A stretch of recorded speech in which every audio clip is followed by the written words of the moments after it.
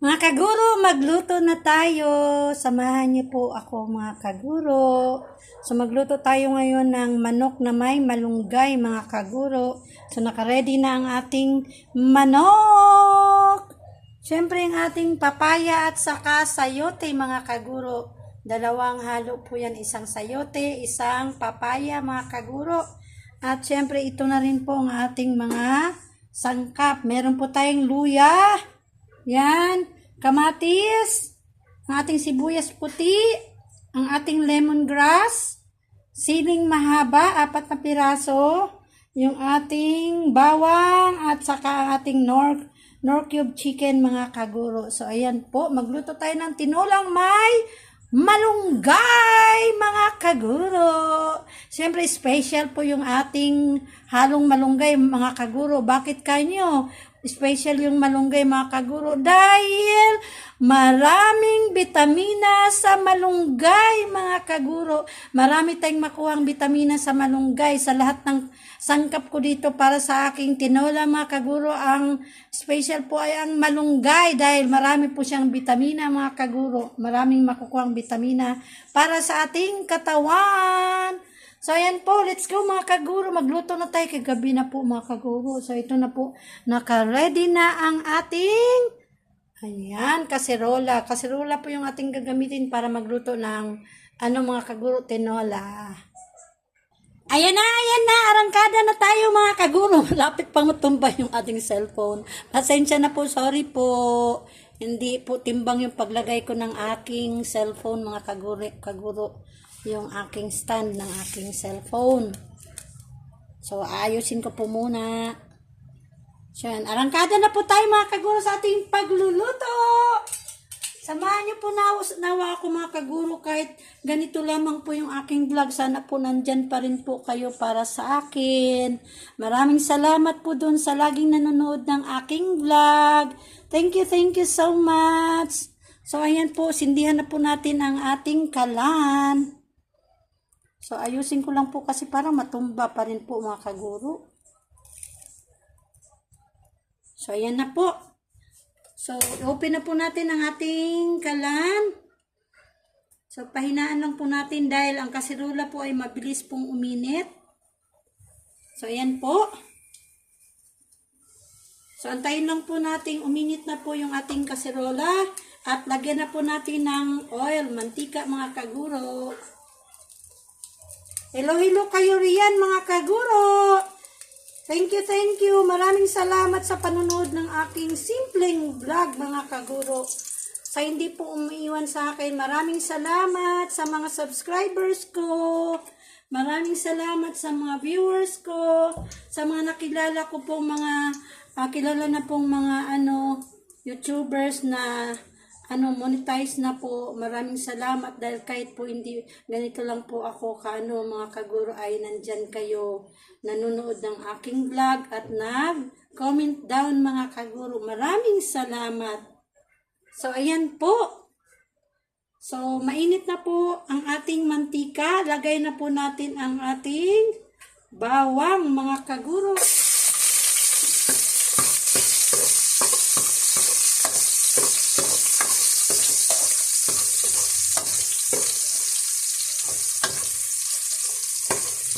At syempre, ilagay na kaagad natin ang ating sibuyas, mga kaguro.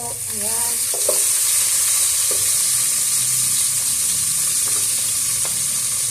Kasama na yung isang iwa ng luya, mga kaguro.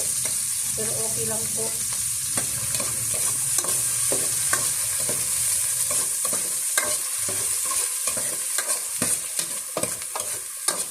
At isunod na kaagad natin ang ating kamatis.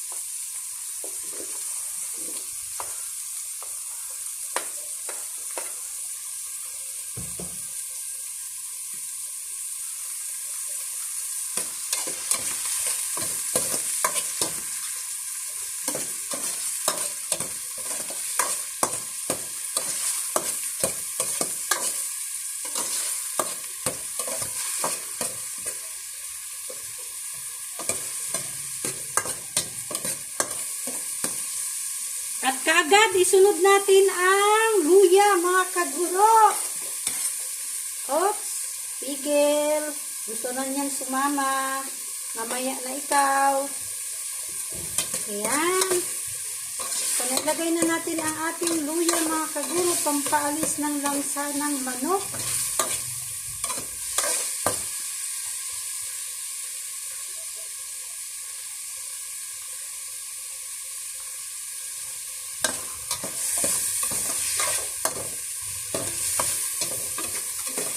Pasensya na po, mga kaguro, at baka sasabihin nyo po paulit-ulit na lang po yung aking luto.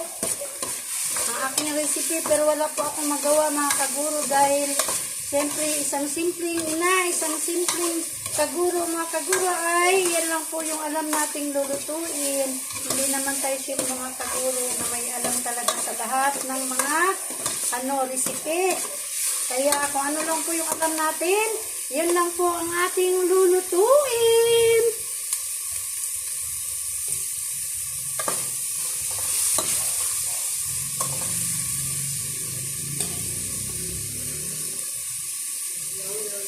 So, pwede naman pong tinulang manok. Lagyan mo ng pechay. Pwede rin pong yung dahon ng sili. At ito rin po, malunggay. So, ayan po, lagay na po natin ang ating manok.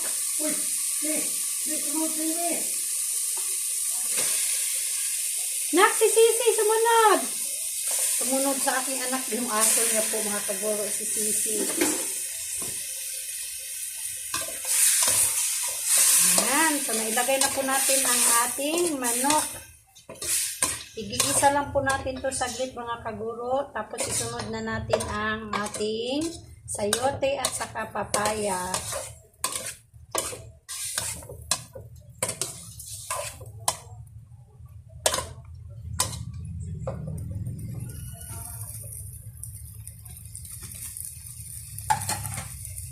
Ayan na po.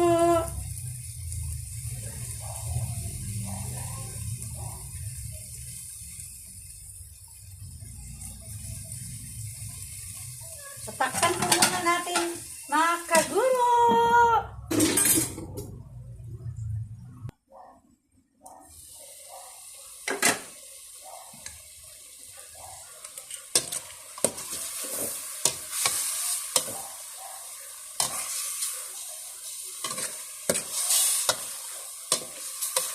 So, dahil na gisa na po natin saglit itong ating manok, ngayon po ay ilagay na po natin ang ating sayote at saka papaya, mga kaguro.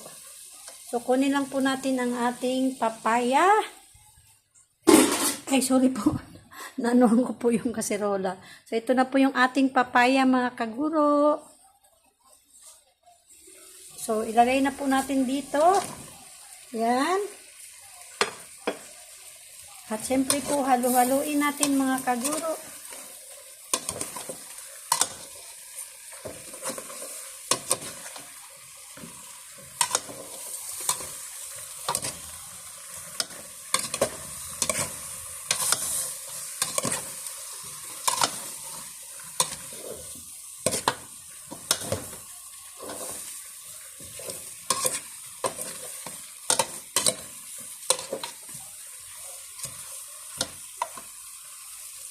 Ayan. So, takpan lang po natin ulit, mga kaguro.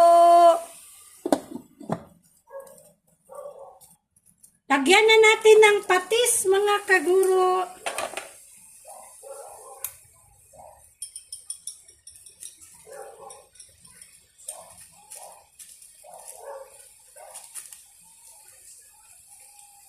At lagyan natin siya ng kaunti lamang na asin. Dahil nilagyan na po natin ng patis. Okay, so haluin natin, mga kaguro.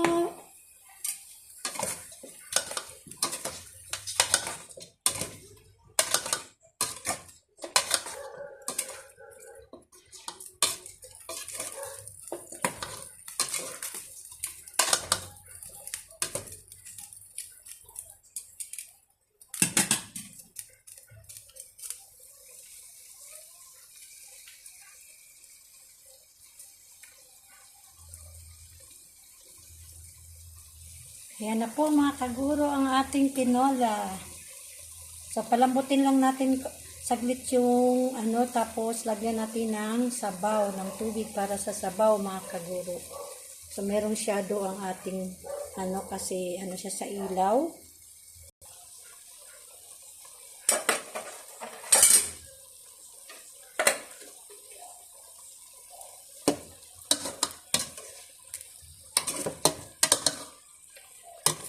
Okay, lagyan na natin siya ng sabaw mga kaguro. So, yung gagamitin nating pansabaw ay yung nandito po sa sa thermos na medyo malamig na po. At dagdagan na lang po natin kasi kaunti lamang po yung laman ng thermos. Yan.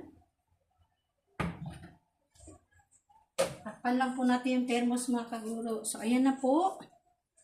May sabaw na po siya. Pero konti lamang po. Dagdagan natin pa ng sabaw.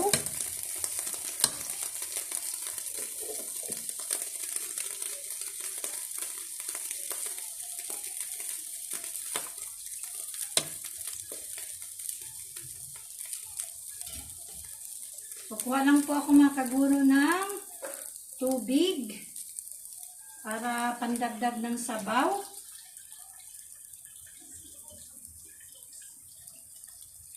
Saglit lamang mga kaguro ha. Iwan ko muna kayo. Nandito ako nagsasahod po ako ng tubig para po sa pandagdag na sabaw. Para sa ating tinola. Ayan. So dagdagan na natin. So ayan na po siya. Tingnan natin kasi tansyahin lang po natin mga kaguro na tama lang po yung sabaw hanggang sa lumambot siya. Ayan. So, konti pa po. Kasi po, dalawang pamilya po kami kakain nito mga kaguro. Siyempre, ang aking ate Edna. Dahil po kami po ang magluluto sa gabi mga kaguro. So, lagay na po natin mga kaguro yung ating siling mahaba. At ang ating lemongrass. Yan. So, takpan ulit natin mga kaguro. Hayaan natin po siyang kumulo at lumambot. Ilagay na po natin ang chicken cube.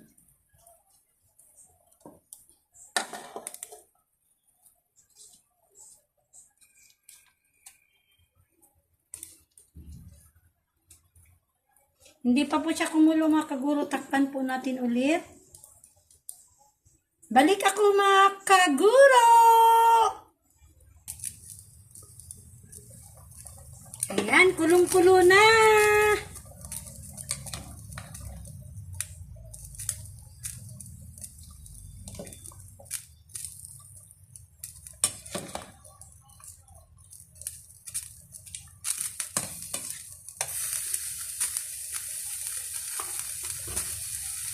So, try natin mga kagurong yung manok, kung malambot na ba. Pati na rin po yung ating parang may siya natapunan yung natin kaya ng tubig, ng sabaw. Kaya tumutunog. So, try natin itong sanghiwang manok. Tingnan lang natin kung malambot na ba siya. Kung malambot na po ito. So, malambot na po.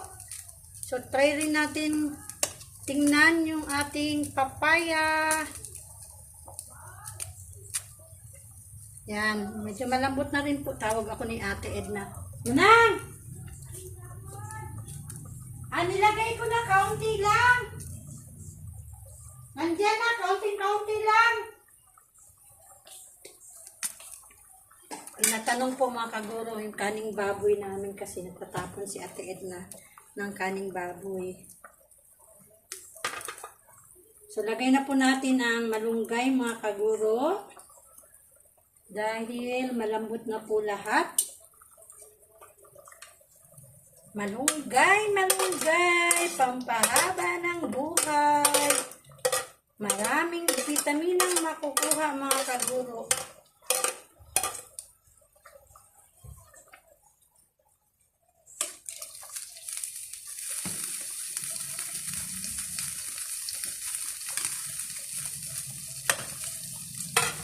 may ano tong,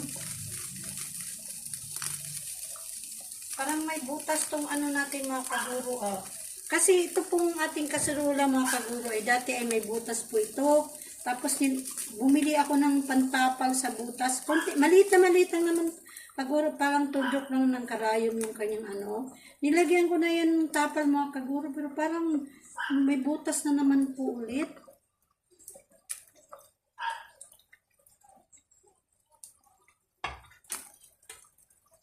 So, tikman natin mga kaguro yung kanyang timpla.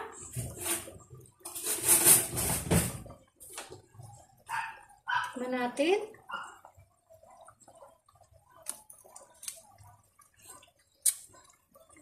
Konti pa pong asin. Lagyan natin ng asin mga kaguro.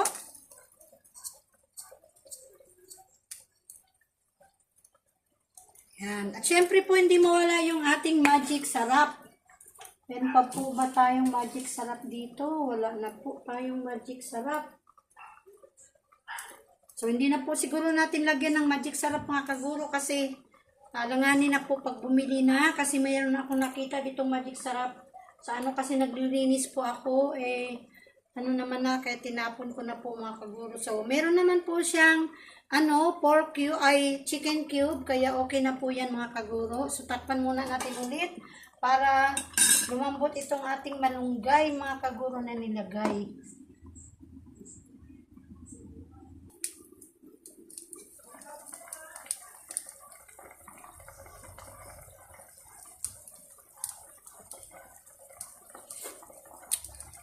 Sarap yung sabaw mga kaguro.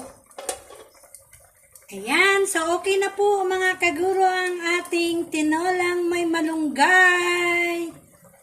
Ayan, so ready na pong kumain mga kaguro. Hatiran ko na po si Ate Edna.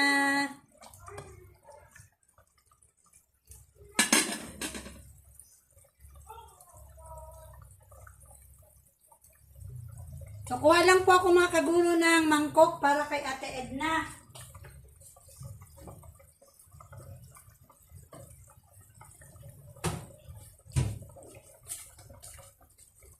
Ito na po yung lalagyan natin para kay Ate Edna mga kaguro.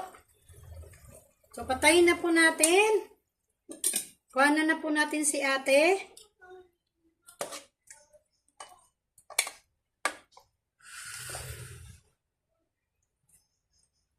So, ayan na po mga kaguro. Lalagyan na po natin si Ate Edna para sa kanila. So, hanggang dito na lamang po ang aking vlog mga kaguro. Maraming salamat sa panonood. Thank you and God bless!